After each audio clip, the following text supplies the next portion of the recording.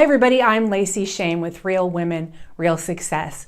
And this week we're going to be talking about a topic that was actually requested by one of the professional besties out there, Natalia. What she asked me to talk about this week is how to hire and work with millennials. And there's a lot of us who are older than the millennial generation who have had the opportunity to hire and work with millennials and found that the characteristics of that population are much different than the generations that went before. And I don't like sweeping generalizations so much, but and not every millennial is the same. I understand, just like not every baby boomer or Gen Xer is the same.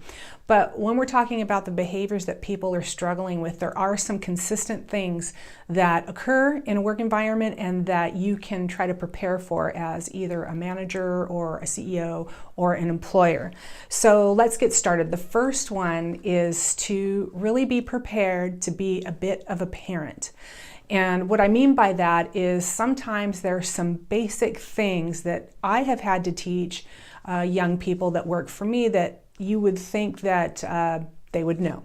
For instance, the importance of listening to your customers or to each other on the team, or perhaps the idea that it's not okay to text when someone's talking to you or in a business meeting, those kinds of things. They seem elementary to a lot of us. They're issues of basic respect, but you may find yourself similar to a parent having to teach those basic life skills. One of the things you can do with listening that seems to be a huge issue is just ask them to repeat back what you said to them or what was said in a meeting.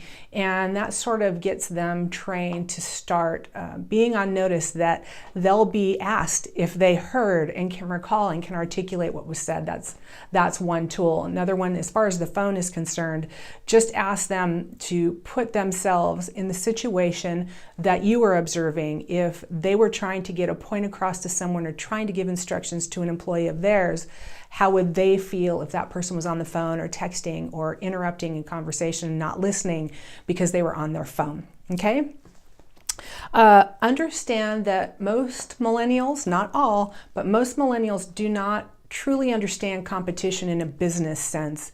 I'm going to hypothesize that maybe that is because a lot of them maybe didn't experience true hard competition in childhood like maybe some of the older generations did in sports and stuff.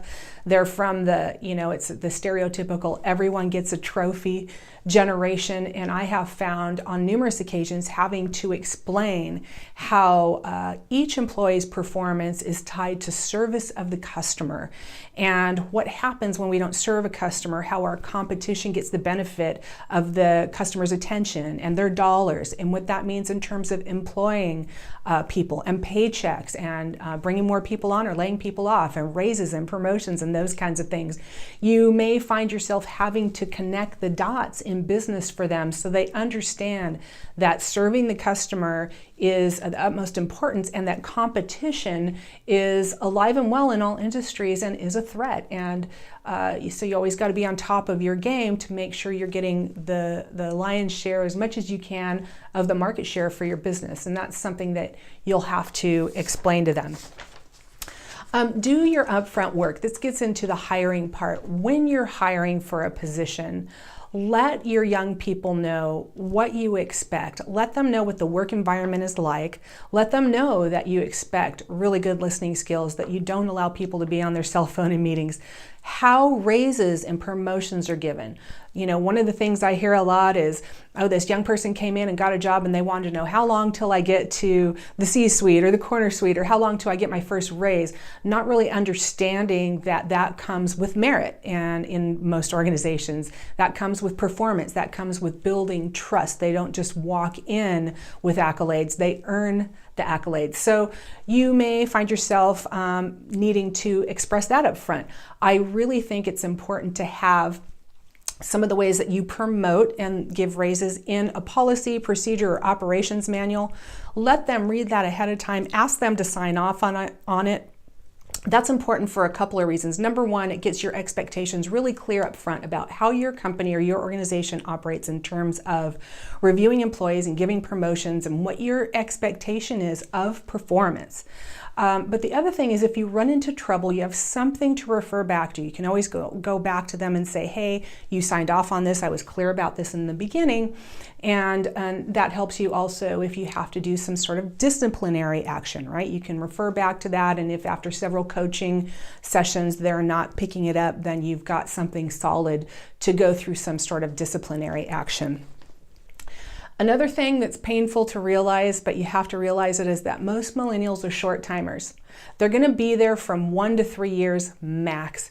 I think they're saying that millennials will have probably 30, 40, 50 jobs by the time that they retire. So there isn't a lot of loyalty there. And where that becomes a problem for most of us is that if you have a high upfront investment in training, if it's an unusual organization, if you have a lot of controversy in your organization, if you have a lot of caveats to how things work, you have a heavy training investment up front, and then the person's gone after you've done all that. It can be exhausting. I've seen it wear out CEOs.